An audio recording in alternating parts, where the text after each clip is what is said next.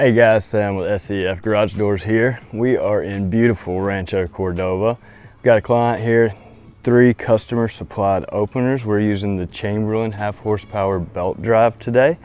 We've got 3 houses to put them in, so we're going to start unboxing and we'll go through the setup process, we'll go through the installation process, and then we'll go through the programming process. So stay tuned, we'll get to unboxing these bad boys.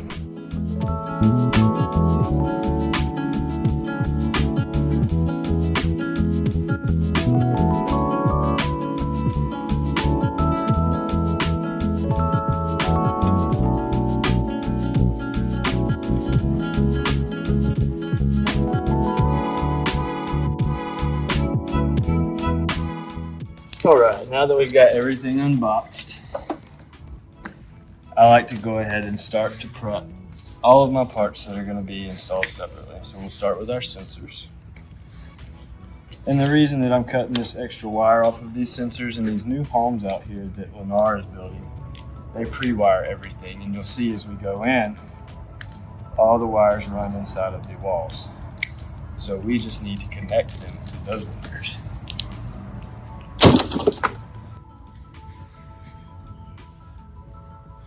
Give it a nice little squeeze at the end and it'll come out looking just like that. Next, what we're going to do is find our little sensor bolt. Use our sensor bracket. We're going to look and find it should come with 2 little wing nuts. And they will fit right on the back side of this bolt.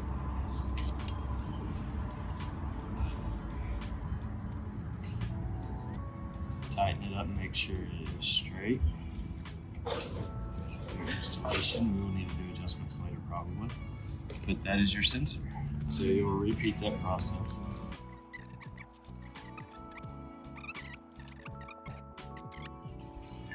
Next, I will slightly tighten my JR just to get it ready. I don't know exactly how this is going to go yet because it's different for every door. It's usually pretty close, but depending on how the installer.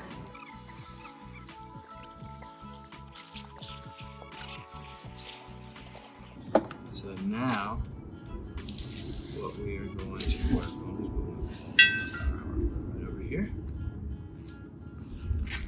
Our wall button is complete. It just comes in a little pack. It's easy to keep it in this little plastic. That way you can just walk right up to the wire. I'll stick it over here. Next, we have our motor head. You always want to know in the end, you want the bigger hole for your slat to be on top. It matters. So this to correspond to the flat side and down.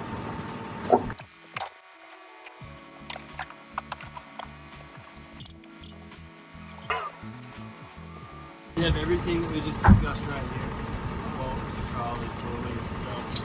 We're going to take our trolley and slide it on first. Now you always want to make sure the bolt holes are on the left side of the rail that you got here at the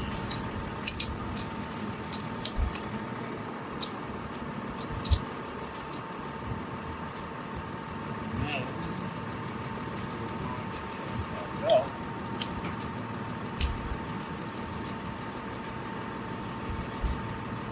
You'll notice we can take this guy super easy just to roll on out. That way he doesn't get tangled.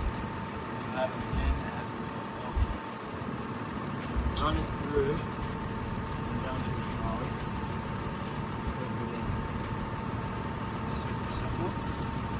Next.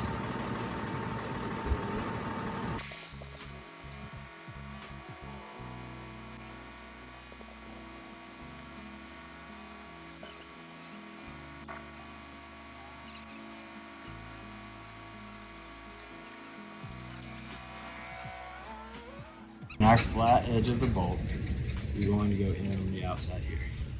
So we need to connect this and this with chain links. They come in your little baggie here. And they're a pain to open, so what I like to do is just take a razor blade, run straight down the bag. Everything just pops right out for you. You're gonna have 3 little pieces of a chain link, just like the bicycle chain. Now for easy access for guys that may need to come in and change this out later, I like to put my link facing out towards me. And then we're just gonna place that on there. There is a double washer here. And then you got your clip. And it just slides over the top. And I have found in all of my years doing this, if you get a little screwdriver, pair of pliers, or something to clip this in, it will save your fingers time. And then it just comes together like that. And your silver release pin should be back towards the motor head.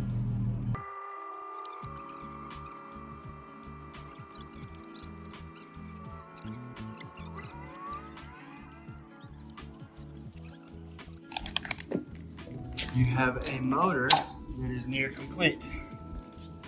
The last thing we need to do is we'll take our little 1/4-inch drive right here. And there's 3 small bolts. They should be marked with Sharpie, but there's a little flathead 1/4-inch drive bolt. Take all 3 of those out, and you'll notice that they have corresponding holes with your gear cap.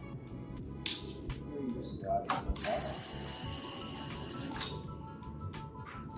Gently put these screws back in.